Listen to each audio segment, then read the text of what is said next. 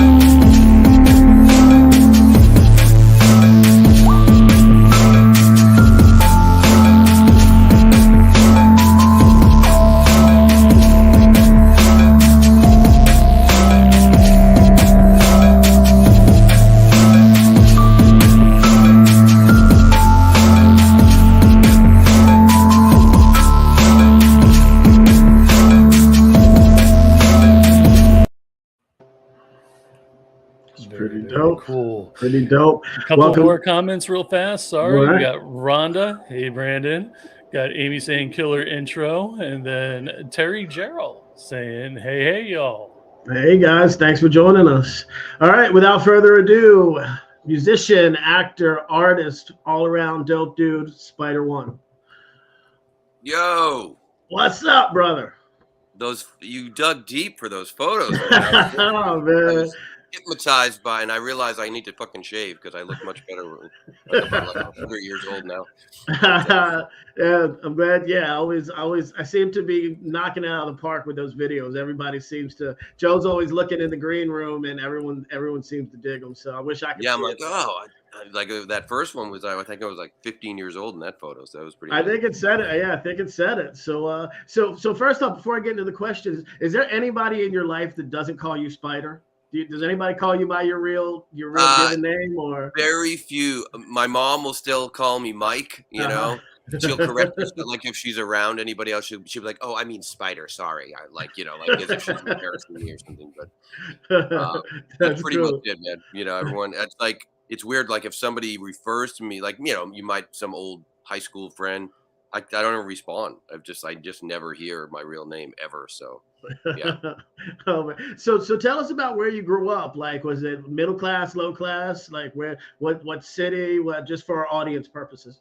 Yeah, I mean, I grew up in a town called Haverhill, Massachusetts, which was like a northern Massachusetts town, about 45 miles north of Boston, and very like lower working class town, factory kind of vibe. My dad worked in a furniture factory, his whole life, his whole working life, and it was just kind of like nothing to do but get in trouble, or it was just like no movie theater in town, no record store, no nothing, you know what I mean? So, but it was but I think that's why TV and movies and comics became such an important part of my life because it was an escape. It made me realize there was something else out there in the world besides my weird little town.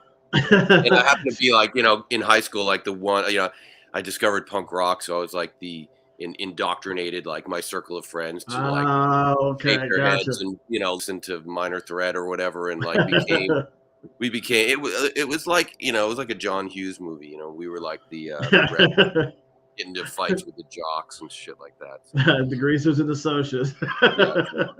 It's awesome. So did you and your brother, did your family know at an early age you guys were you extroverted? Did they have an inkling that you guys would be performers as you grew older, or were you just bad kids that like weren't going anywhere at that time? Like, I think honestly, it's for a lot of people that go into music and performing, or I think a lot of times it's the opposite. You're actually not very extroverted. You're not very outgoing. I mean, I was like incredibly shy as a small kid. As I got to high school and stuff, I started, like I said, I kind of reveled in that role of being like the punk rock rebel. So that finding that world helped me like break out of my shell. I was Rob the same, was incredibly like Rob was a very quiet kid too, like we just kind of so I think that when you performing helps you, like I've always said that I'm more comfortable getting on stage and playing a show in front of whatever 1,000 people or a festival with 50,000 people than I am walking into a party with 10 people. You know what I mean? Where I'm just like, shit, I have to talk to somebody now, Took me a long time. I was the same exact way as a kid. I was very introverted and like would only speak when someone would actually talking to me. And it took me, sports was my outlet when I was younger, but I still was very introverted. But it wasn't till high school, college time where I found kind of just like a little bit more rebel and kind of the arts and stuff like you said, and then started to have a little bit more of a voice. But so I definitely understand what you mean. So that being said about you kind of being shy, did you have a sibling rivalry with your brother? Did you guys, or were you guys, because you guys reveled in movies and music as a young age, did you guys bond because of that? I think so. Yeah, I think there was a lot because we're not that, we're pretty close in age. So we sort of discovered a lot of this, or I was only a couple of years behind him. So if he found a cool record, then I found it. Or we sort of, I guess, went down a similar path in similar ages. So I think we just enjoyed experiencing all these cool movies and books and Yeah. TV shows together. But we would always have like different. Like we were both into comics, like Marvel comics, Yeah. but Yeah. but he loved the Fantastic Four and I loved the Avengers. His favorite superhero was the Thing and mine was the Beast, and so we'd always have these kind of meaningless rivalries, right? But yeah, I mean, it was never like, I think it was just something that we we both fell into that stuff, Yeah. man. And I think a lot of it is I feel very fortunate, even though I'd love to go back in time 20 years, but I feel very fortunate growing up when I did. Yeah. I think there was like a really magical time for Saturday morning cartoons and just the stuff that was happening. Oh, absolutely. And it hadn't gotten co-opted into mass Yeah, market. kung fu theater on Saturdays. Yeah, just all that. And just like, everything seemed, like, when I was a kid, everything seemed to be, it was a time when when I was really little, like Saturday morning was like all those really weird Sid and Marty Krofft, HR puffin stuff. Like, people were like just dropping acid and making and so everything seemed to be based around like music and monsters and and I think that was like such a cool time to I agree. for a kid to have their brains just explode. Absolutely. So you created some dope art. So you went to art school, I read, at some point. And is that where the fascination came, or did you always draw as a kid all the way through? Yeah, I always loved to draw. I mean, that was one of the first things when I was really little. Like anybody, you just start drawing dinosaurs or whatever. And I just started to realize that, you're drawing in school, and suddenly the other kids are asking you to draw them pictures. It's like, oh man, you can draw me a picture of that, And so you start to realize, like, oh, and again back to the comic book thing. It was really like Marvel comics.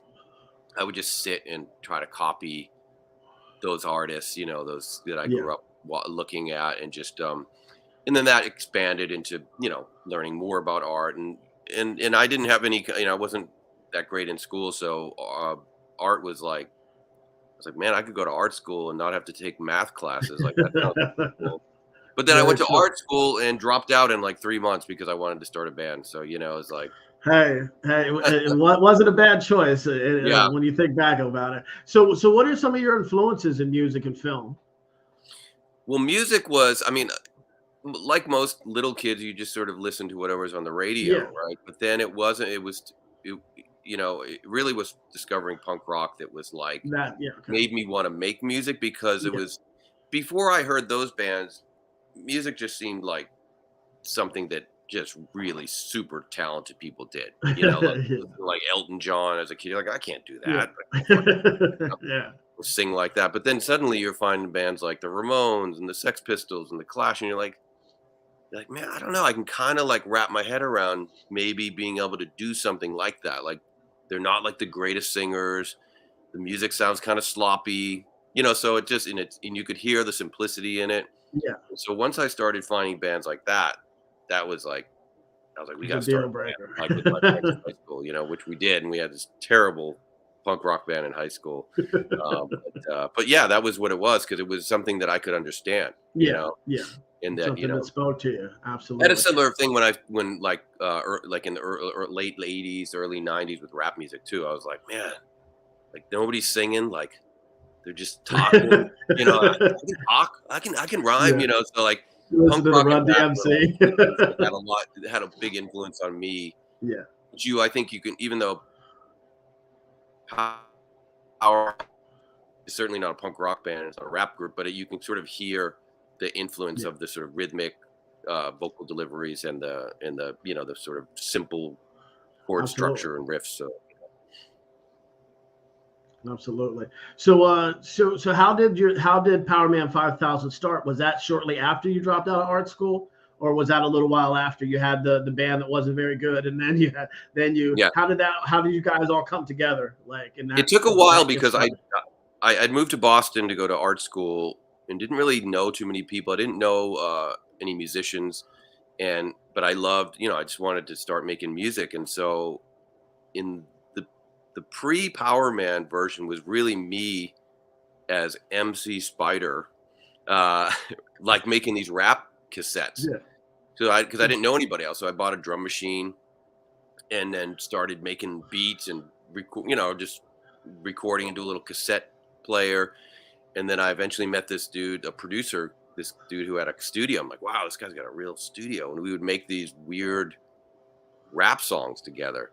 And then, but then I was like, oh man, I miss like guitars. I miss like a live band. And then that was when sort of like this weird rap thing transitioned into POWERMAN. Because at that point, I think it was probably around 1992 or 91. And I was working at Tower Records in Boston. And as you would imagine, Tower Records attracts musicians. And so I'd like, oh man, you play drums, you play bass. And just, and it really, POWERMAN formed from these relationships that I made at Tower Records. Oh, okay. Wow. Okay. Oh, there you are. There's the guys. So your first album. So was it difficult in the very beginning when you started, or was it straight out the gate? Like I know sometimes you play smaller venues to lead up to the eventual success, but was it difficult? Did you have the traveling across the country and playing in different little hole in the walls to get to a certain point, or was it kind of shot out the gate? Because I know at one point you guys were picked up by, I believe it was DreamWorks, but that might be a little bit more forward. I'm not sure. Yeah, I mean, we were a band for many years before we got a proper record deal. And we put out some indie records, and but we did gain local success pretty quickly. Yeah. And I think it really was simply because we were doing something nobody was doing. At that time, you got to think it was early 90s. Everybody was sort of chasing that grunge train. Yeah. They wanted to be Nirvana and Soundgarden. And we were doing this weird fucking hybrid of punk and funk and rap and metal. And we just stuck out like a sore thumb in that scene, and people just started coming to see us. And all of a sudden we became like pretty quickly like the big band in Boston. Like we were selling out every club. And at that point, we were going to just move. Like we were just going to pick up the band and go to a different city, because we were afraid of like, well, what happens when we're not the big local band anymore, right? Like, like we're fucked. So we were like, let's just go someplace else and do it again. And and at that point, luckily, we got an offer from DreamWorks for a record deal. Oddly enough, not from a show. Like, we were playing these packed shows in Boston, and but we would occasionally venture out to like New York or New Jersey or Rhode Island, and we went and we played a show in New York at I don't even know if it exists anymore. There's a little club called Brownies. It's kind of an old famous rock club. I remember. Yeah, I remember here. I'm not sure if it does, but we played at Brownies, and it may be 10 people there. You know what I mean? And probably none of them to see us. And but it was from that show that we got offered a record deal, because the A&R guy happened to be in New York, and he stumbled in the club and saw us play. So that's why you got to make every show count, man, because you never know who's in the audience.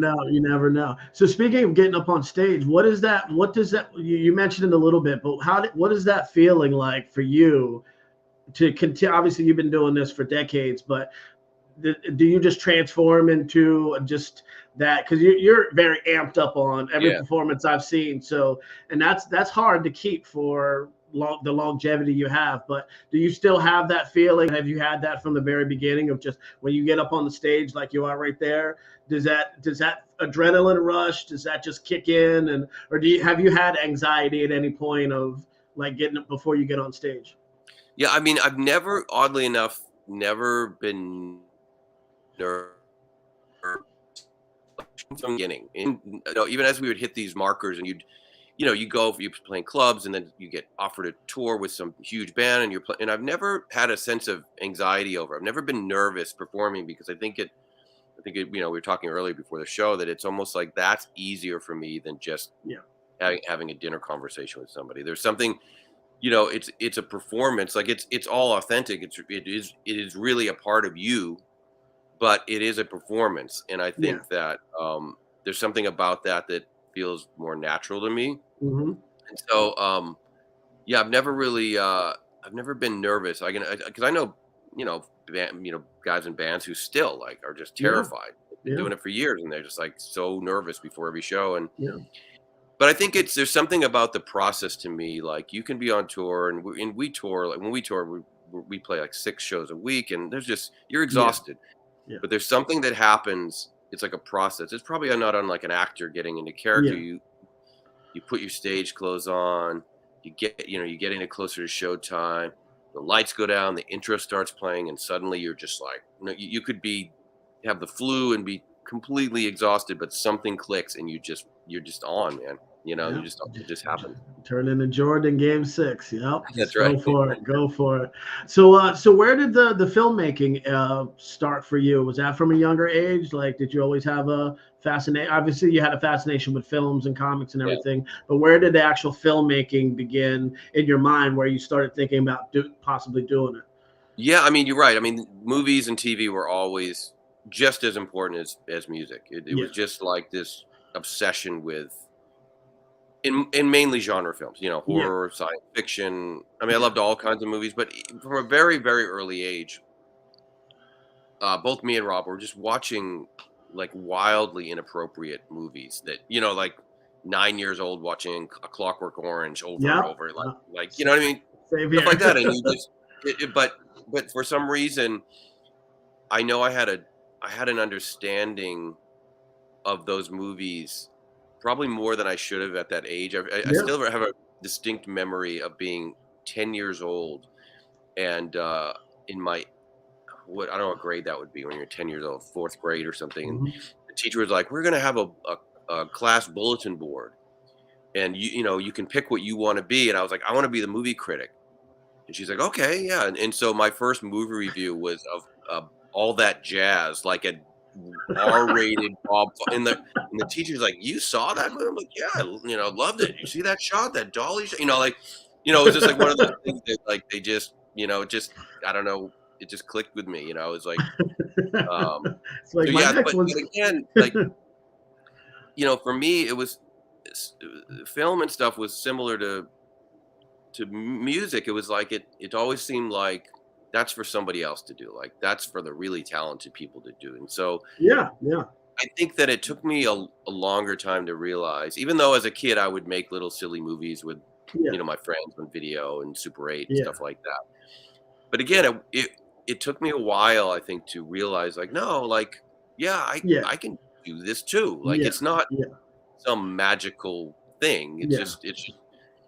It's just hard work and do your research and watch a ton of movies and understand why this works and why that doesn't work and what resonates with you emotionally when you watch something. And I mean, it was I've always wanted to, but I think there was something inside of me that was just like, it comes back to your child. You're just this kid growing up in a small town, and you just, like I said, you just think those things are for Hollywood's a totally different land. People, I was exactly. I was the same exact way watching the Goonies, or like I said, I was watching watching Caligula and all these different movies when I'm young, and I'm like, and Clockwork Orange and a lot of those things, and I loved Hitchcock and all that. So, but I used to before like even DVDs and VHS. Like when I was really little, like you'd have HBO and they'd show.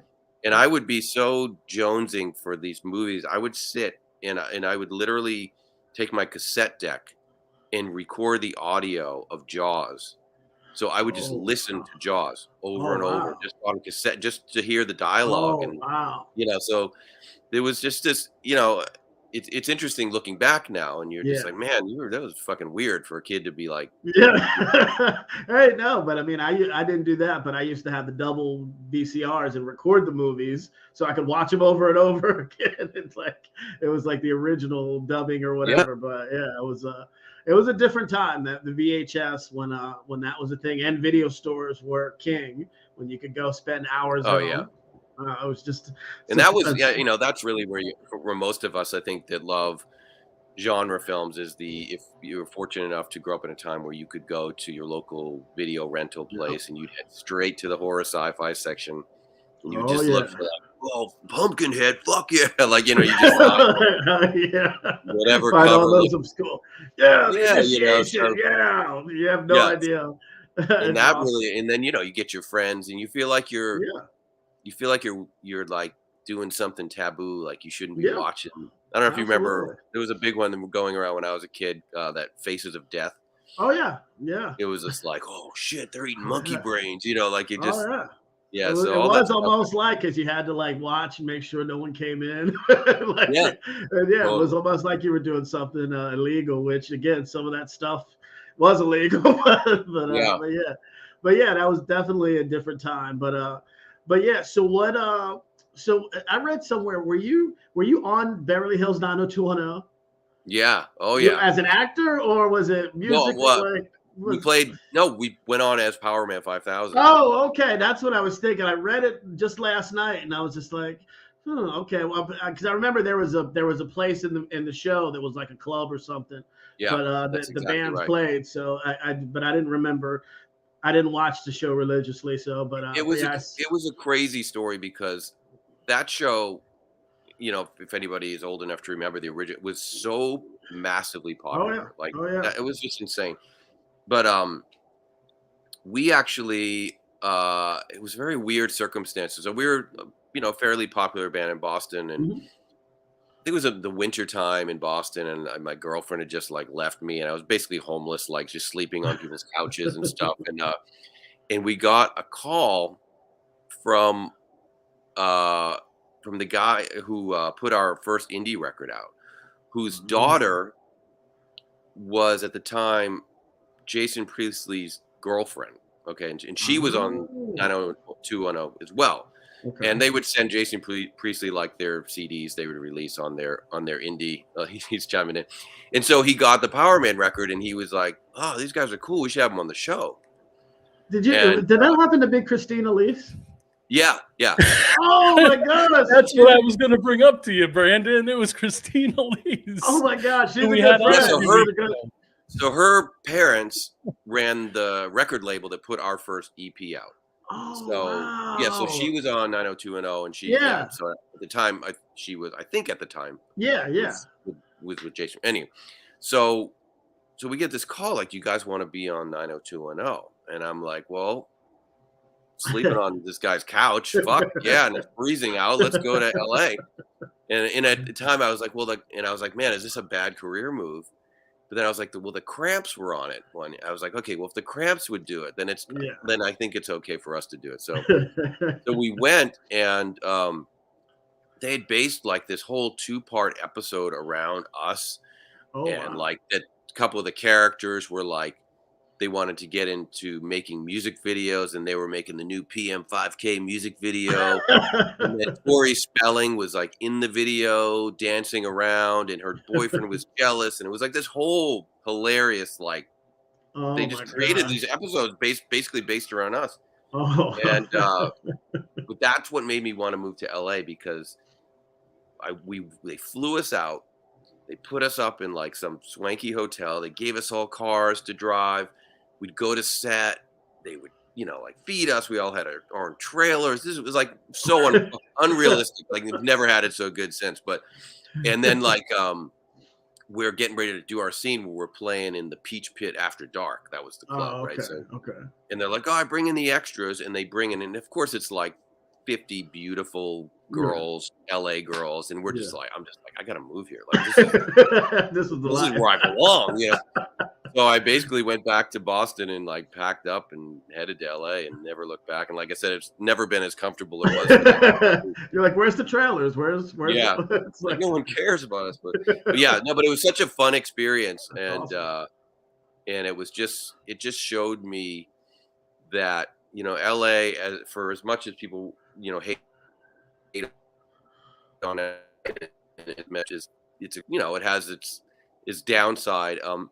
It really is like a magical place that like things will happen to you just by accident, you know, that would be somebody's story of a lifetime if they lived in Hmm. like Indiana, right? Like, you know what I mean? Yeah, absolutely. But like, Yeah, even here so in I Jersey. love Yeah. that about, being in LA, is just like the people that you meet, the things, the places you find yourself, the, you know, and it's just, it just allows you to continue to think that like anything's possible, you know. That's awesome. That is awesome. That's a small world. Christine was on a show a few episodes ago, and she's become a good friend over the last year and a half or so. Oh yeah, And, she's yeah, awesome. I haven't seen her in years, but she was always super cool and super nice to us. And we both sort of have similar backgrounds in the whole Boston. And the punk rock. Yeah, she was huge in that. I remember her telling stories. Yeah. Mr. Ridgely. So I want to hit some of these comments, if I may. Sean Smithson, Spider rocks. And we have JD Smith, who says, years ago, I used to work at a FedEx office in Los Angeles. Spider came in a few times. Very nice guy in a city full of angry people. He was not one of them. That stuck with me. Hey, that's kind of cool. I wonder what FedEx office that was. Probably Burbank. And we've got Rhonda. Love HR puffin stuff. That was a fun show, definitely. And then we got Kelly. Hi, all. I miss Tower Records. I think we all miss Tower Records. Do too, yeah. We learned the one in Boston was amazing. It was at the time the biggest tower records in the country. Oh, like really? 3 stories. It was just, and I worked in the art department, which was amazing. I just made like the displays and shit and just fucked off all day. And Kelly is from the Boston area, so that kind of, she remembers. And she's down here in South Florida now. I do have somebody who would like to ask Spider One a question, if they may. Please do, please. All right. I'm going to introduce Terry Gerald. He's a writer, director, and he's got an upcoming horror film. Mr. Terry Gerald, how are you this evening? Great. I'm wonderful. Man, Technology is bringing people in like that. This is a professional show. Isn't it crazy? Great to see you, Brandon, Spider. Thanks for taking a minute for my question. And I'm loving this interview. So many things that you've said have just echoed the way I grew up with film. I mean, the 70s, the type of movies, the watching the inappropriate stuff. I've just been sitting here laughing at myself through the whole thing. So I appreciate that. Awesome. Anyway, I'm a filmmaker here in Florida, and we're right in the middle of shooting our film Harlow's Haunt. And to me, it's sort of the whole creative process, whether it be music, film, whatever your talent is, dancing, voice, whatever, and seeing all that kind of converge. And of course, we all have our own strengths and talents, where mine's more behind the camera. Thank God, I have no skills elsewhere. But to me, sound and music has always played a pretty important part in films, and that's an element that really stands out to me in films. And your brother really has been an influence to me as far as executing that by using like feature songs rather than just. Of course, you have your score, but then you have these highlights here and there. And I wrote Harlow's Haunt sort of around that. We have some really cool local talent playing. We have a horror punk band that's featured in one scene. We have a blues band. Jeff Howe here does some background music for a bar scene. So I think those things really kind of punctuate a film. I was wondering what your thoughts are on that, how you feel the integration of like feature music like that on top of the score, how that fits into a film, whether it be indie or bigger budget studio. Yeah, I mean, it's hugely important, obviously. I mean, I think that, there's been some great examples of, like you were talking about, featuring particular songs, which obviously can get expensive. Hopefully, if you have, like, when, Scorsese was the master of that, right? Like the needle drop of like, whoa, like, this song, but that becomes challenging for indie filmmakers, right? Because we can't go license Led Zeppelin, even though it'd be perfect for this scene, so we have to figure out other ways. But for me, it's really each film is different. Each project is different, and sometimes I'll go the opposite way, and we think like it's like I don't want any music.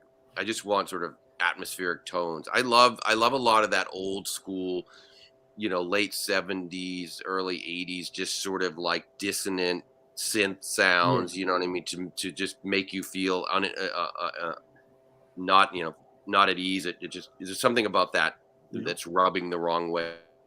So I love a lot of that stuff in the movies that I'm working on.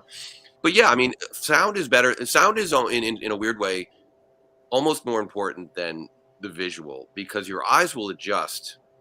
If you could film a movie on the highest end camera or the 35 millimeter film, or you could film it quite frankly on your phone, and your eyes will adjust and say, this looks fine to me, but if the sound is not correct, it can really ruin the experience. Certainly with like, you know, just audio mixing, dialogue, if you can't, you know, but same goes with, yeah, the atmospheric sounds or the choice of music. It's like it becomes, you know, I mean, we all, and I'm sure we've all heard the stories of like, you know, they screened Halloween and no one thought it was scary until that music came in, and then suddenly it was entire. Or Jaws is a perfect example, right? Yeah. So finding those that audio that can completely change the feeling of a film. Well, I think that's the word, the feeling, that connection. Music and sound just has a weird way of connecting that the visual doesn't, or it complements. If anything, it sort of completes the package in a lot of ways. I know some of the test clips that we're already putting together, and we've got a fantastic composer down in South Florida, a guy named Carlos Crespo. I can send him a clip that it's not done yet. It's a rough, but it's like, hey, what do you think would sound good with this? And he sends this, you know, semi-crappy clip back to me, and we're like, holy hell, this looks good. It's like, this looks better than the clip I sent you, even though it's the same visual. But the sound can really, really add so much polish. It's amazing. I mean, imagine, you know, you could take the same extreme close-up of somebody's face, just staring dead into the lens, and you could put, you know, depending on what chord you hit, you're going to read that expression as an entirely different emotion, right? Absolutely. Like if you're hitting it, you know, some dark, ominous, rumbling tone, you know, some bad shit's about to happen. Right. Or you have some, like, you know, major chord strings. It's like, oh, he's in love. He's looking at, you know, the girl of his dreams. So it's like, it really does. It's so important. And you know, I definitely come from the school of thought. I think it was Jack Nicholson said, like, everything matters, you know, and it's true. Like, it's even things you don't even make it on camera matter. You know, that's why I get like crazy about wardrobe. Like, I'll sit in distress, like the cuff of a sleeve that you may never see, but I know when the actor puts it on and it doesn't feel like a brand new shirt, he knows, like, oh, I've had this shirt for 5 years because it looks, I'll just, you know, so I go nuts with shit like that. And same with sound, you know what I mean? It really is, it's, you know, top two, at least, most important things, I think, in a film. Yeah, well, I fully agree, and again, I appreciate your thoughts on it, and it's just, it kind of completes the magic, I think, and it just, I can't ever think of another word for it in my crew, my casting crew. They hear me say that word a million times a day, magic. I mean, it's just when everything just fits, just clicks, and the right sound, whether against the atmospheric or the feature music or whatever, it really does a lot. So again, thank you for your time. Yeah, really sure. Appreciate your other comments, and boy, it kind of took me back in the time machine a little bit there. Yeah, no, I get super nostalgic for, like, because again, I feel, I mean, I guess everybody feels that way about maybe their time that they sort of discovered all this great stuff. But I really do feel like, you know, man, there's something so special about the 70s and 80s in terms of entertainment and music and film that just, I can't, I mean, you know, but then I know people are like, oh man, the 90s, that was shit. Like, unless you were born in the 70s. And yeah, exactly. So everybody has their own thing that motivated them. But I feel fortunate to be a kid that, you know, grew up in that time. Same here. Absolutely. All right. Thanks, Terry, man. Good to see you, buddy. Thank you very much. It's great to chat with you guys. Have a great evening. You do the same. Terry Jarrell, director, writer, producer, Harlow's Haunt. Look for it in October. Good night, Terry. Good night. Thank you, Joe. Thanks. Awesome. Any questions, Joe? Want to hit some of the... I'm looking at comments and everything, and this does not have anything to do with... Okay, wrong show. Giants are awful. That's a sports thing. Get a new team, Joe. What? I had to check on my Rangers a few moments ago, but hey, that's another story again. Just a bunch of people saying music definitely creates, it's important, and music is life. Awesome. Good stuff. Awesome. All right. So Spider, my next question is about a show that I think deserves so much better, so many more episodes it deserved, Death Valley. Can you tell me how Yeah. that all came about with MTV and why we only got 12 episodes? Because Yeah, for I sure. I was mean, really feeling that show, and like, dude, all of a sudden it was over. And yeah, it was tragic the way it ended. But yeah, that was another case of me being completely unqualified to do something, but decided I wanted to do it anyway. And I was like, I really want to have a TV show. I literally was like, I want to have a TV show. But like, again, I don't know how to do that. So I did it started pretty buying. well. Yeah, well, no, it was through pure perseverance and hard work. I mean, I went out and bought all these books, basically like how to have a TV show, and I started reading them, and I almost instantly threw them in the trash because I was like, I can't do this. Like they're basically like setting up a very practical way to get to be like a showrunner. Like, okay, first you got to work in the mailroom, and then you got to be an writer's assistant, then you got to write some spec scripts, and I'm like, I don't have, I'll be 100 years old if I take this route. So The Rebel Without a Crew was my school. That was me. Yeah, well, I mean, I started to realize that it, and I what I call is like a show me culture. In other words, and YouTube had a lot to do with it. You started to hear these stories about like, oh, this guy made a short film on YouTube. It caught the attention of somebody. Then he got a directing gig. So I was like, so at the time with Death Valley, I just sort of had this concept, and I was partnering with a pretty big production company. I think through an ex-manager, I got a meeting with them, and they liked the idea. And so within like a week, we were out pitching it at like Showtime and Sci-Fi Channel, but we weren't selling it. Like nobody wanted it. And I said to the guy who ran the production company, I was like, maybe we need to like film something, because I don't think they get what I'm explaining, And he's like, no, that's not how you do it. This is the way we do it. And me being completely naive and I guess, having a big enough ego, but being dumb enough, I was like, all right, well, then I'm just going to do it on my own. And I left those guys and went out and filmed a little like thing, spent like $500 and made this little fake Death Valley trailer. And it ended up getting in the hands of these other production companies, and end up being very good friends of mine now after all these years. And they had some close ties with MTV, and they were apparently, the story goes that they had showed Dawn of the Dead on MTV, the remake, and the ratings like spiked. Yeah. So they're like, oh, horror, and they were like, they put the mandate like, we want a horror show. And so ended up sending him this little cheap ass thing I made, and the exec that saw it, he said within 5 seconds of watching, it's like, I want this show. And the rest is history. We went and made the show, which was like the most fun I've ever had. It was just crazy fun. And and it was great, and people were loving it. The ratings were great. But then about halfway through the season, some new management came into MTV, as it does, and they decided that they had a new mandate for the channel, and they were going to try to skew everything like completely female programming. And we were like, well, we're fucked, because we're like exploring zombie every week. So, and that's basically what happened, is they just decided that they didn't want this kind of stuff on the channel anymore. And yeah, I had the whole second season like planned out. And so is it totally dead, or is there a possibility that, do you have the rights to it? I mean, or is it, I mean, nothing's ever totally dead, right? Like we actually tried to revive it a few times. Oh, okay.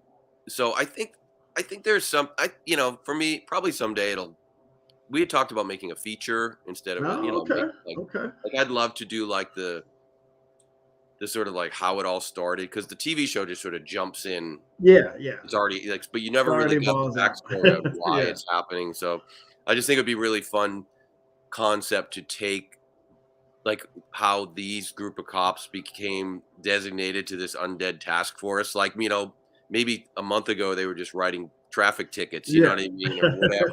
So I think it would be a really fun idea to explore. Because I do get a lot of people hit me up like, man, when is that coming back? And I'm like, yeah.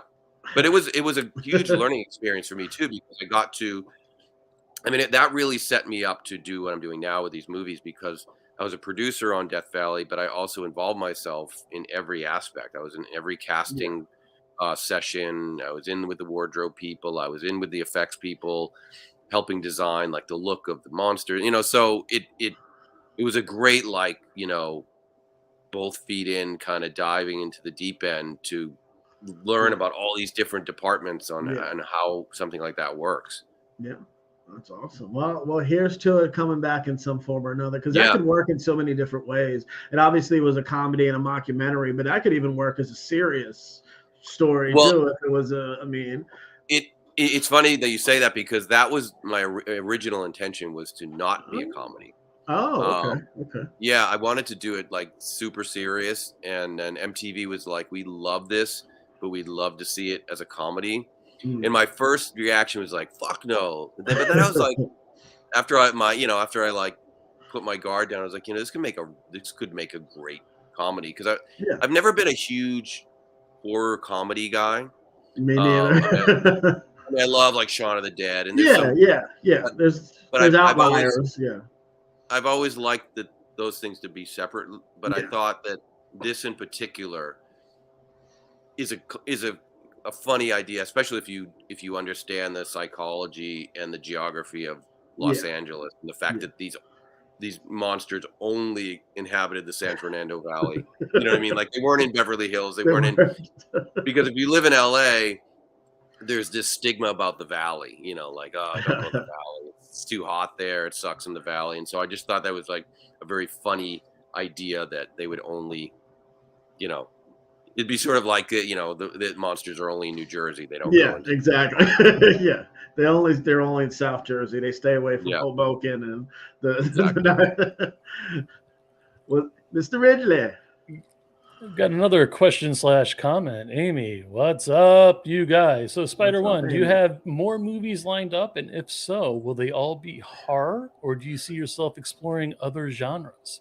Well, yes, as a matter of fact, we do have. Well, the first movie that's going to come out is my first feature, which is called Allegoria, which will be out August 2nd on Shudder, if anybody has Shudder.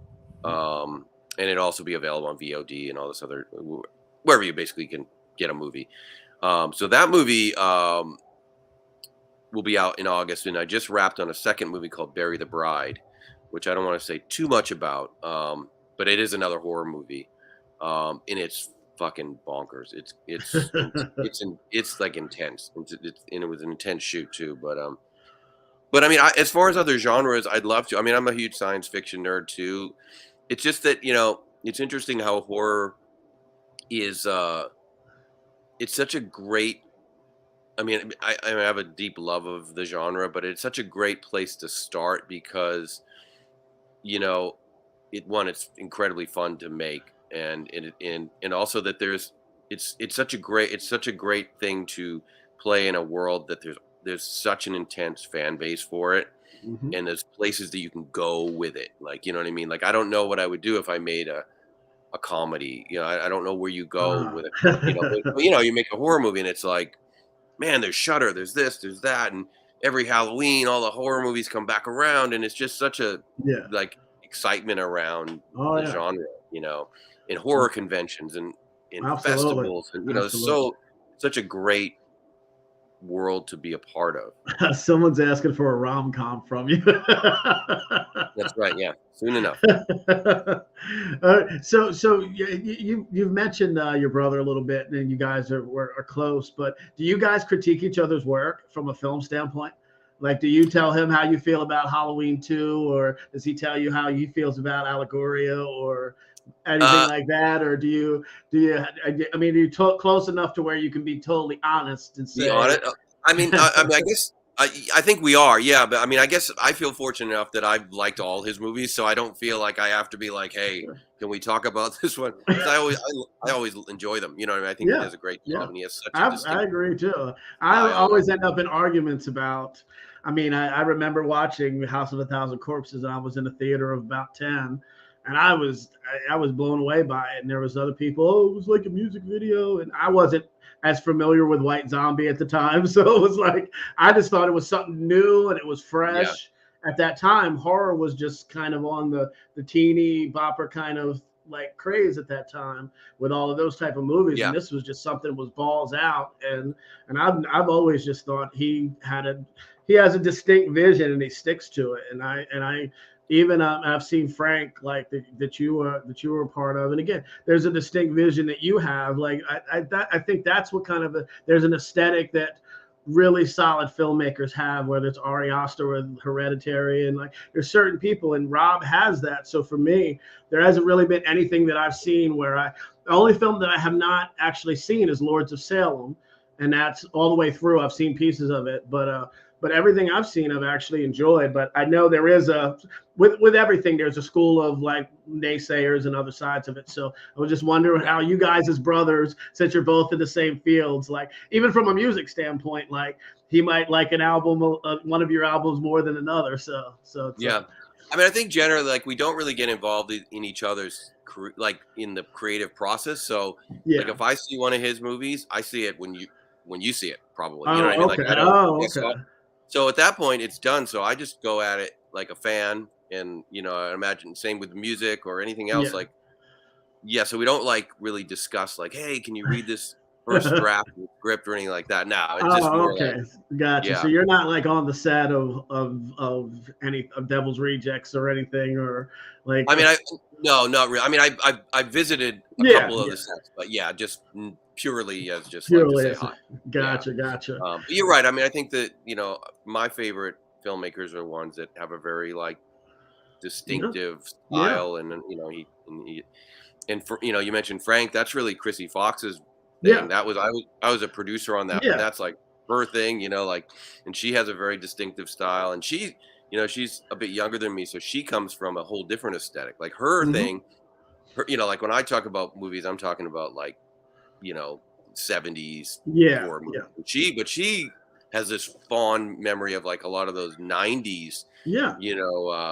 Scream and all those ones like that really resonate with her. So I think that those you could definitely see that those influences there. But like you said, in our time, kind of I grew up like in the late 70s, early 80s as well, and again, those things that stick with me, like I mentioned, the Hitchcock and early John Carpenter, and a lot of those films of that time frame, even like things like Poltergeist and The Burning, and a lot of those films just were seared into my brain at an early age. So when I became a filmmaker, those aesthetics were things I look for. Even when you spoke to Terry earlier about sound, like I think it's so like the suspense factor is lost in a lot of cinema, to where it does tell you things are coming or a jump scare. I like certain things where there's no sound and there might just be a little tiny little bed sometimes, and you don't know what's around that corner. You don't know what's coming.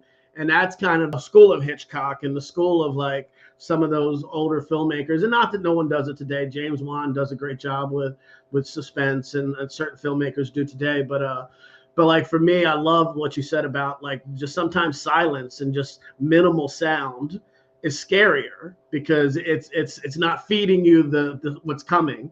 And you don't know where that knife might just come and hit you out of the blue, and that's it. And I love that. Well, I'm and I'm a fan of limitations too, which I think is important, because a lot of the films that we grew up watching, they couldn't make a camera fly through, there weren't drones, there weren't, so you didn't have these fancy camera moves or, and so everything felt much more realistic, much more almost documentary style. Absolutely. Everyone talked about the first Texas Chainsaw Massacre. It feels like a documentary. But I feel the same way about like early Scorsese stuff. You watch Taxi Driver. Oh yeah. It feels like they're just on the street, man, with a camera, and there's nothing fancy about it. Yeah. I mean, there are some things at the end, but like, and I love that. Like, I do too, even with the movies I make, I never really even try to do anything very fancy, because I don't want to. Yeah. Like a little slow dolly push, man, that's all I really need. Absolutely.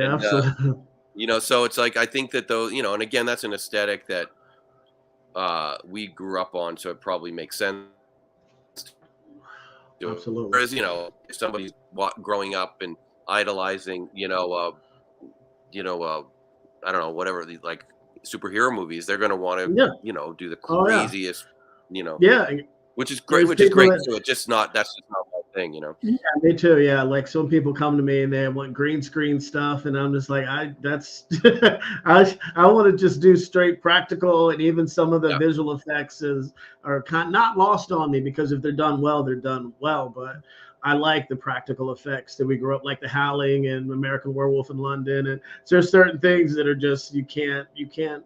That Dick Smith and Rick Baker and all that stuff was just the Thing, and all that was just untouchable in my book. So I have a question. Yeah, No, go ahead. I definitely love practical effects too. I'm the same way. Like I will buy into a guy in a rubber suit more than like if I start seeing a digital, I just tune out. I don't know what it is. Me I too. Me feel too. like I'm watching a video game and I just don't. Yeah, that's true. That's same here. So another question from JD Smith. What was the last horror movie that blew Spider out of his shoes? Oh, let me. Oh, fuck. You know what? I'm gonna look at my Letterboxd app because this is what happens. People are like, what have you been watching lately? And then because I watch a bunch of shit and I'll forget. Hang on a second. What did I watched lately? I went back. Oh, you know what I liked? Well, it didn't blow me away, but I liked it. Was X? Did you see X? Yes, actually, yeah. I did watch that early last week. I finally got to it. Ty West. I liked it. I like it. Like I have some. Yeah. There was no things. Yeah. But I followed him from the beginning. He's actually a pretty local guy to me, from Delaware, and so I followed him from his first early films, which he did on minimal budgets. And House of the Devil, right? Was House of the Devil was him. Yeah, absolutely. And those are all, like I said, they're not $1 million like films or whatever. They're done very independently. But again, he has an aesthetic too, and a distinct vision that when you've watched his earlier films all the way through, like you can see even with X, it's a very distinct. And he's always been very gory, which if anyone that's seen that film, like can attribute to that. So I watched. Well, I didn't watch it recently, but I saw not long ago this movie called The Lodge. I don't know if you saw that one. No, I didn't. I've heard of it. Yeah, I've heard of it. Great. So much stuff. Yeah, very cool. All right. So this my weekly one sentence or silence. So Spider, what this is that I asked you, I throw a name at you that you've worked with in your career, and then you just give me a line or two about them, good or bad. If you stay silent, then it means that they suck and you don't like them. No. Nobody ever really does that. Well, a couple people have, but that was probably Cosby related. But all right. So the first name I'm going to throw out is Lita Ford. I did a show with her on festivals, but I'd never really met her, so I can't. She seemed very lovely. She's a lovely person. Yeah, I actually did meet her. Can't claim to have any kind of relationship with her at all. Also, one of the greatest names in show business, Texas Battle. Oh my God, he was on Death Valley, and he was the nicest. Well, one of the nicest guys I've ever met. But the funny thing about Texas is his name is Texas. He went to Texas. Some Texas university, right? So he had this car. His car was painted in the colors of his college football team. It had like the Texas horns on the front. It was fucking wild, man. It was crazy. So that's what I always remember about Texas Battle. Tony Hawk. Never met him, but he is responsible for a lot of people knowing one of my songs. Yeah, that's crazy. You've never met him. I know. No, it's funny because it's funny you bring him up because I just noticed he, I guess he just put out a record or something. Like he's singing a couple songs, and it's on Cleopatra Records, which is the label that put out our last record. So I commented on his Instagram like, "We're label mates, dude," but he didn't want anything back. So.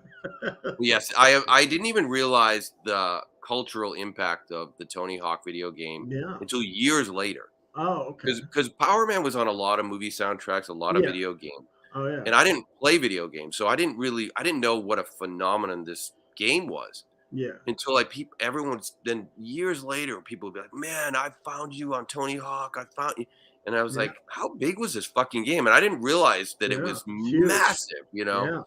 Yeah, so I definitely credit a lot of success to the Tony Hawk video game. Awesome. All right. Scout Taylor Compton. Well, I just saw Scout last night. We were because she's in my latest film, Bury the Bride, Mm-hmm.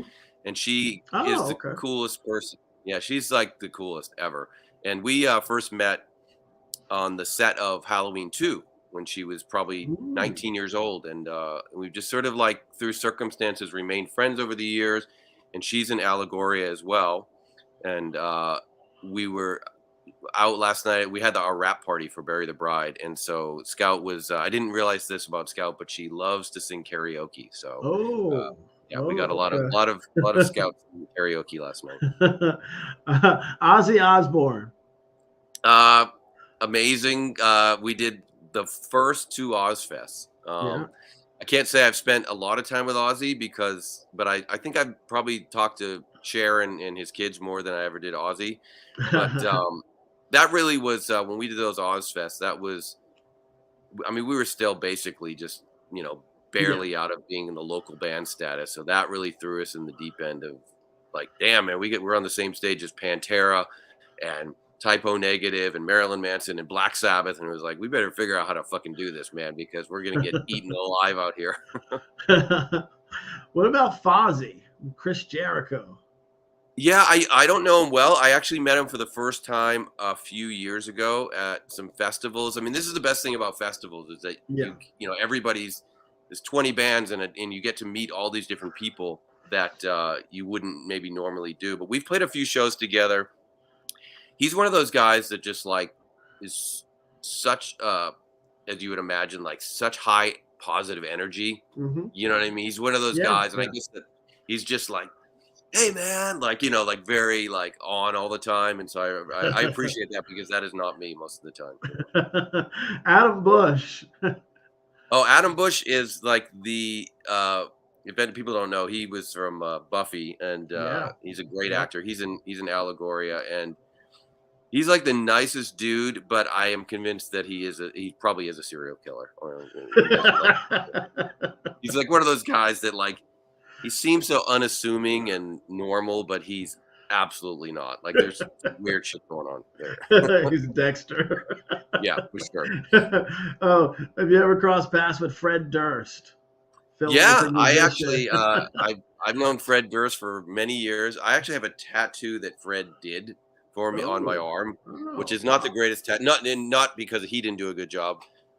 We were on tour in 1997 with it was Primus and us and Limp Bizkit, and like no one knew who Limp Bizkit was at the time when they came on the tour.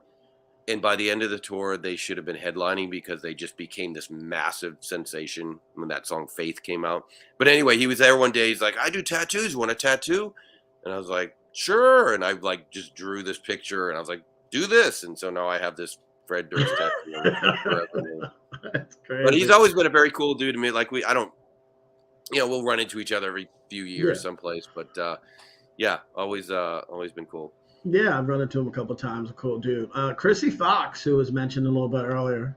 Well, she is a huge pain in the ass. No, she's the love of my life. We do everything together. Awesome. We have a daughter together. Awesome. We make movies together. She's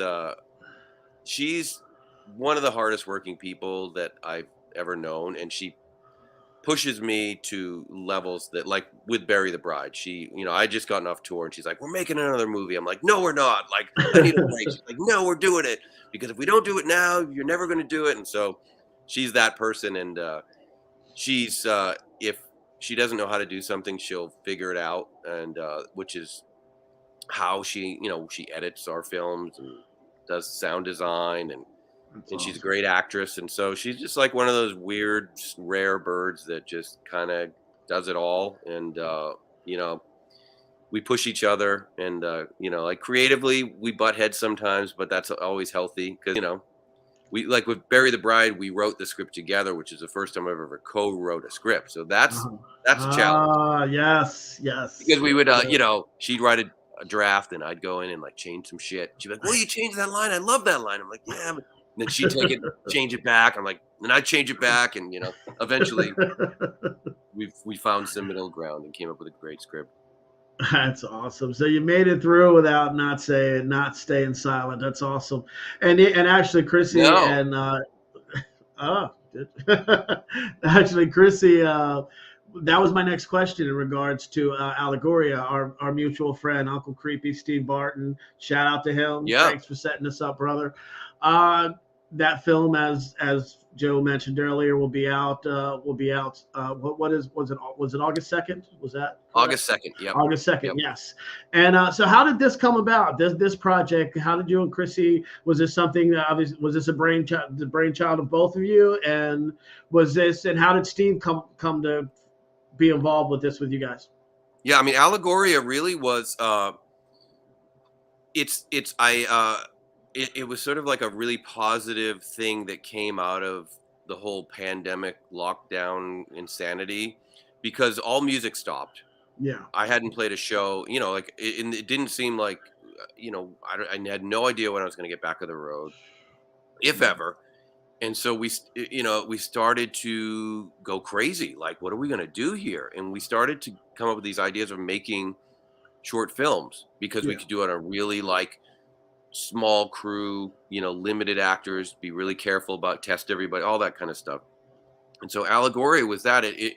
When you see Allegoria, it's sort of the structure of the film. It's not an anthology because all the stories and characters are related, but they are 5 separate stories that sort of intertwine. And that's because we started to build these movies in pieces, and because of the pandemic. And so, we would just go and like shoot for a day, and then come up with block number 1, and then shoot for another day in a month, block number 2, and then finding these cool like ways to connect these people in these circumstances and these horrible things that happen. The premise of Allegoria is each story is based on a different art form. So there's like an acting one, there's a painting one, there's a screenwriting one. And so all these artists with their, egos and insecurities manifest like these horrible things that begin to happen to them and around them. So it really was through necessity of not going crazy over 2 years of doing nothing that we started to make these films. And that's how, Chrissy made Frank and I Live Alone. It was the same kind of thing where we would just go and be really strategic about making these films and putting them together. And Steve, like you, I've known Steve for years, and Steve knows everybody, and in the horror world, and we'd always stayed in touch, like, here and there. And so when I told him that I was starting to get involved in making movies, I was like, hey man, like, everybody, like, can you help, like on distribution, or help me, just guidance, or just your creative opinion. And so we started to, kind of put our heads together with Allegoria, and he was awesome. He was instrumental in introducing me to like a lot of potential distributors and stuff like that. So Steve's great. He's a great dude. Shout out Uncle Creepy. Anybody that doesn't know, he's definitely going to be on the show upcoming soon, talking about Allegoria and his career. So we're indie guys, Spider, but I always ask this question of every filmmaker that comes on the show. If you had any budget, what film would you make? What film? Any budget, doesn't matter, 200 million, whatever, or it could be something indie. But what is there a passion project of yours, or what type of film would you make if budget was no option? It's funny. I would like to say like, I'd make a Star Wars, but it's funny. I realized that I'm not that interested in making these massive movies. Like, I don't know what it is. Like, some people are like born to make like a Fast and the Furious movie. Like, you know what I mean? Like, I want to launch a car out of an airplane, and the thought of filming that just bores me to tears. Like, I'd rather film a conversation, 2 people on a couch, honestly. Like, that's what. But that said, I do think that there's something, like, I often wonder why there hasn't been another Star Wars outside of the Star Wars universe. Like, what? You know what I mean? Like, why hasn't someone created the new science fiction mythology? I feel like most science fiction movies are more grounded, and it hasn't. I mean, right after the original Star Wars, you had like Battlestar Galactica and a few, there really hasn't been anything like that. And I think that would be really like a really cool challenge to do something like that. Oh, and another thing I would love to do, even though I never was, is I'm also a huge like Star Trek fan of the original series, and I always thought they're missing. Someone's gonna steal this now because I'm gonna say it, but that's okay. I always thought it would amazing film to make would be a movie called Vulcan, and you just go to the like early days of the Vulcan society where they were like because I think the mythology of the Vulcans is that they weren't always logical. It was like they only created this mindset to survive because they were warlike people, and sort of like follow that journey of maybe you go back 1,000 years on the planet Vulcan and everybody's just like savage, you know what I mean, and just follow this trend until they become this elevated society. I don't know. I always thought that would be like a great.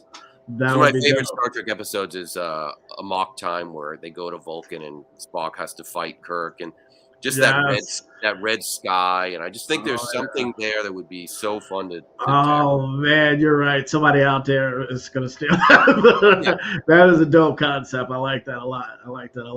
Oh, and also, okay, now you're okay, so I'd also like to do no, please, man. I totally say that I don't want to make these big movies, but I think another really fun movie to make was, I don't know if you're, my band POWERMAN 5000 is the name is based on Luke Cage, POWERMAN, Hero from Hire, which is a Marvel character, and I know they did a series of his, but I didn't see it. But I always thought it'd be great to do like a 70s version of POWERMAN, like a, you know what I mean, like almost like a blaxploitation version of that, because that's what that comic was back then. He had the afro and the yellow silk shirt, and his partner was Iron Fist, who ran the Kung Fu studio downstairs, just make this really gritty, like back then it would have been Jim Kelly.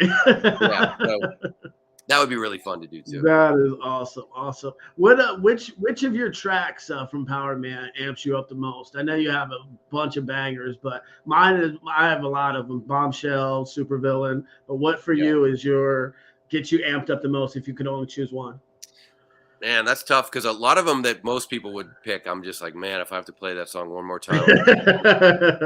Probably the two that I just said, but well, listen, I imagine how many times I've played When Worlds Collide, but I really we do a couple things. We've been lately opening the show with this song called Footsteps and Voices, and it's just it's I don't know, something, I just love that song. It's such a great first song. And then we also do a song called Horror Show, which on the record, I don't know what album it's on. I don't remember. But on the album, it's just purely electronic. But we turn it into this like rock version of it. And it's the only part of the show that we sort of improvise. And we go off into this middle section where we'll just start playing like the White Stripes or the Beastie Boys. And it's a really fun part of the show where we get to kind of go off the grid and just kind of do whatever. And sometimes it's amazing, sometimes it's a train wreck, but it is cool when you go off into riffs and you start rapping and doing your thing on stage. I've seen that. It's cool. And you're also responsible for a lot of workout music. There's at least 5 or 6 POWERMAN songs on my iPod. Like I said, was it Invade, Destroy, Repeat? Am I saying that right? Yeah, like songs like that and Bombshell. Like it just, when I'm boxing and when I'm doing that's just amped up type music. Yeah, I always get, every once in a while, I get like, somebody will message me like, dude, they're playing When Worlds Collide at the hockey game, the Bruins game, or whatever. You know what I mean? Like, so it's like, I know we have that anthemic, vibe to a lot of our stuff. So Spider, if you could perform with one musician, dead or alive, who would it be? I know you've performed with Manny, but that's why the dead or alive thing is in there, just in case. Yeah. It's an interesting answer. I think when I look back on all the music that inspired me and all the bands that I loved, I think I always go back to the Clash as being like my favorite band. There's something about, like, when I was a kid and I saw the Clash on TV, I was like, these are the coolest fucking guys. Like, this is why you want to be in a band. Like, guitars, combat boots, mohawks. Like, they just had this thing about them that I just found to be so engaging. And so that would probably be like, to like go back to like 1978 Clash and just get on stage and play like any of their songs. That's gone through awesome. them. All right, so my final question before Mr. Ridgely comes up and asks you the last one is, I always ask for words of advice, like for all the filmmakers and musicians out there that are aspiring to do it, or maybe they're doing it right now and they're trying to make hay like you guys have. So so the floor is yours. Just please just leave us with some words of wisdom or advice. I mean, whether it's good or bad, sometimes the words are that it's a difficult thing, and if you don't have passion then for it, then do something else. But whatever it is you would like to say, please. Yeah, I mean, I think that goes without saying, and I think that if you succeeding in a creative life is one of the hardest things you'll ever try to do. But that's why it's so amazing too, because you wake up and you don't stop thinking about shit, and you always know that you should be doing more, and you have to. What else can I do, and how can I do this? And it's just a great, like, and it makes those successes so much sweeter because you made something from nothing, like just from, there's no path laid out for you.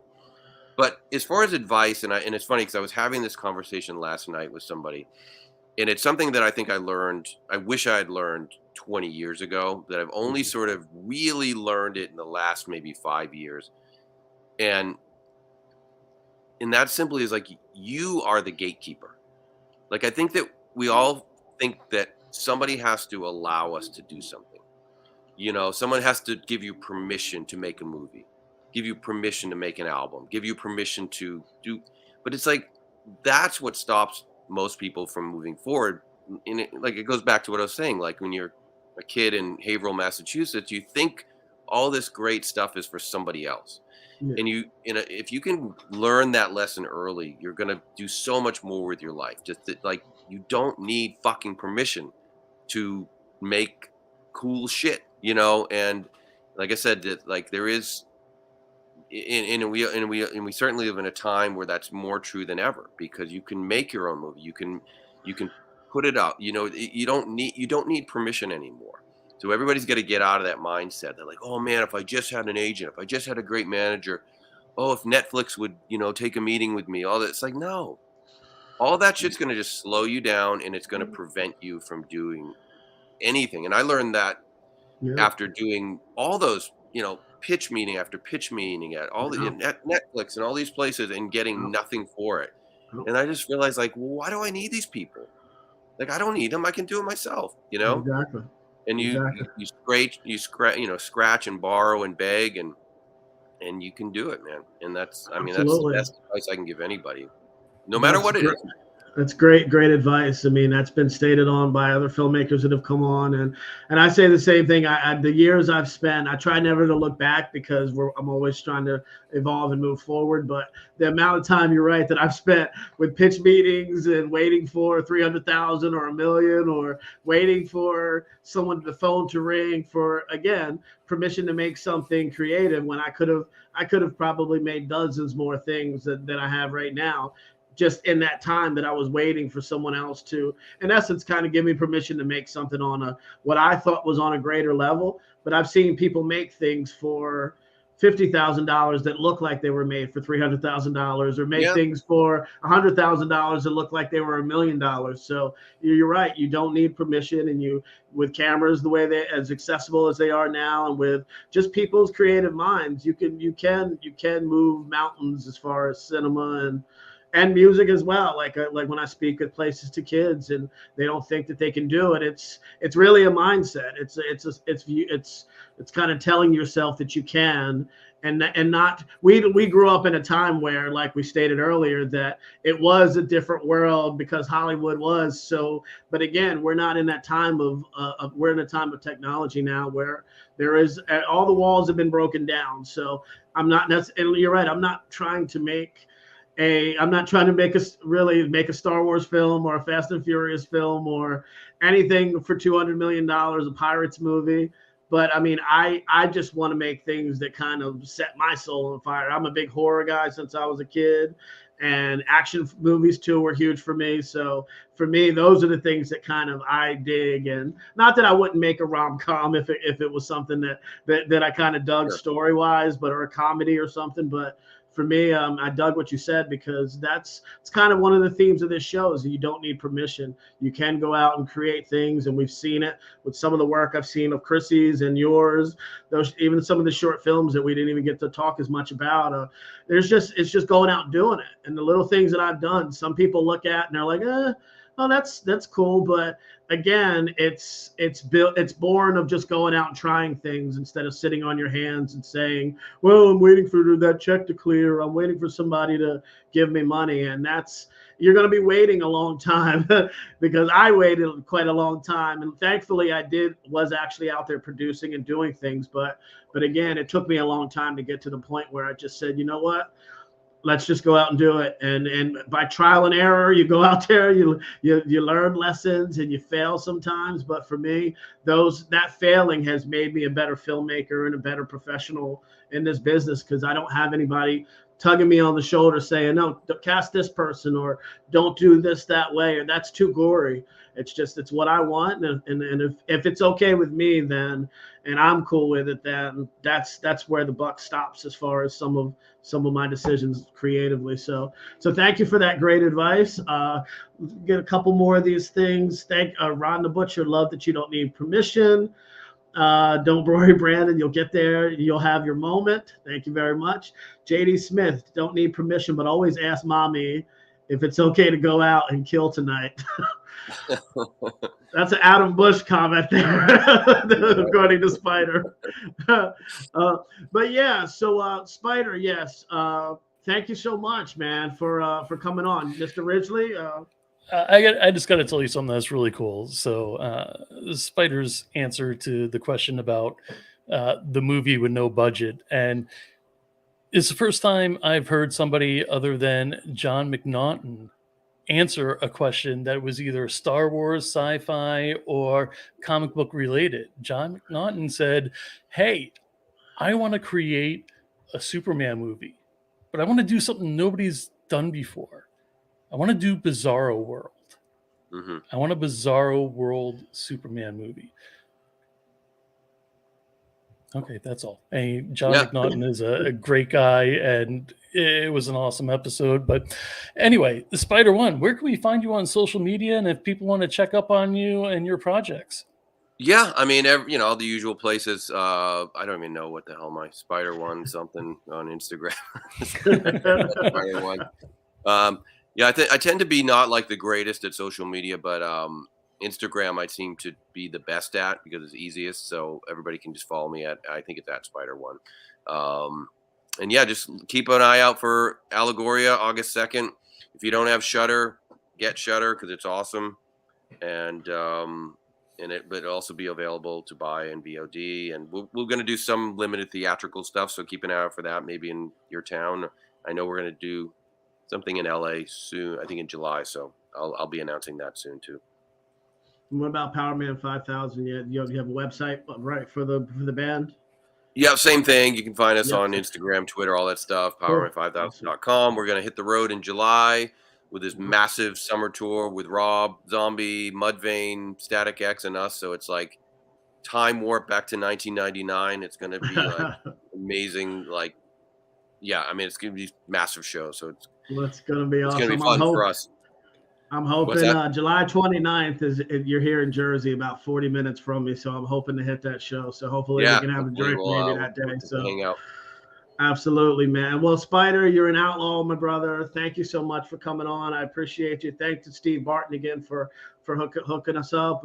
Hopefully, again, we can talk more and possibly work together at some point, because listening to your story, it's almost kind of obviously from where we're different people, but we kind of come from the same like school of how we grew up in the movies and a lot of the things I'm listening to, and it's kind of mirroring like kind of my maturation and even the things early on that you said about just kind of being very introverted when you were young and then coming into your own in high school when you found that the punk rock scene and everything like that. So for me, it was movies and specific types of music that I started. I had a little band when I was in high school too that kind of broke me out of my shell. But yeah, I appreciate you sharing the stories, and again, hopefully we're able to meet up at some point in the near future. And thank you so much for spending some time on the network tonight. I appreciate you. Yeah, for sure. Thanks for having me on, guys. Great talking. Absolutely. Good night. Take care. Have a good weekend, man. All right, thanks. That was phenomenal. That's good dude, man. Good dude. The talented people, man. This is a blessing being on this show and just talking to good creative people. And I love the advice he gave about not needing permission. I've had that seared in my head since the Mark Webber episode. Just like you don't need permission, because that's everything that really needs to be said. You don't need a monologue. You don't need anything more than that. Just go out and do it. So Mr. Ridgely, what's anything on tap for the network upcoming? Well, the Indie Escape Network, we're kind of on a little bit of a hiatus right now with the summer vacation. We're shy a few shows this upcoming week, but I believe we'll be in full force the week after. Okay. Very cool. And again, everybody go check out Harlow's Haunt. Yes. They have a Facebook page, Instagram, IMDb, and their movie should be coming out in October. Also, kind of got a little bit of an announcement. I'm going to be moderating their panel in August in Orlando. So details coming up soon. Very cool. Very cool. Thank you, Rhonda. Thank you, JD, Terry, Tim, TK, I saw you earlier. Thank you for everybody. You're very kind, Rhonda. Appreciate you. Everybody else that's watching that at home, hopefully on YouTube. We're now showing on Twitter. So please like, subscribe, share. We're running now. Wait a minute. Don't I have one of those things here? Hold on a you second. got some of that pop-up stuff there that you can put I got some of that pop-up stuff that kind of covers us. And it's all Facebook, good. TikTok, YouTube, Twitter, Instagram. That's the only way I'm going to remember them all, is if they're on screen right there. So, yeah, follow us, please, and subscribe on all those. We'd greatly appreciate it. Please do. Like this network has actually got me on TikTok, like on the regular. So I never ever thought that would ever happen. I didn't even know what the hell a TikTok was until you guys mentioned it. I knew of it, but it wasn't something that was ever going to be in my future if this didn't come to fruition with this show. But it's actually kind of cool just putting promotional stuff out there and seeing who sees it and trying to grow this. And we're growing this show in this network organically. So hopefully that just we reach more of the masses for the network as these shows keep going. So yeah. So again, Terry, yes, at Phantasm in August. That's it. In Orlando. Nice. I can't wait to see it, Terry, man. Horror's my jam since I was a little boy, like I was telling Spider. So looking forward to seeing the cool stuff you're doing with that film. And but yeah, so like I said, please like, subscribe, share. Please continue to come out, support the network, all the different shows from all of our great hosts. We'll be having some announcements coming up about some potential new hosts, hopefully, and we'll have some shows coming back that have been on hiatus for a little bit that'll have some badass shows coming up. So yeah, so everybody be safe. Wait a minute. I don't have a graphic for it yet, but what's coming up next week?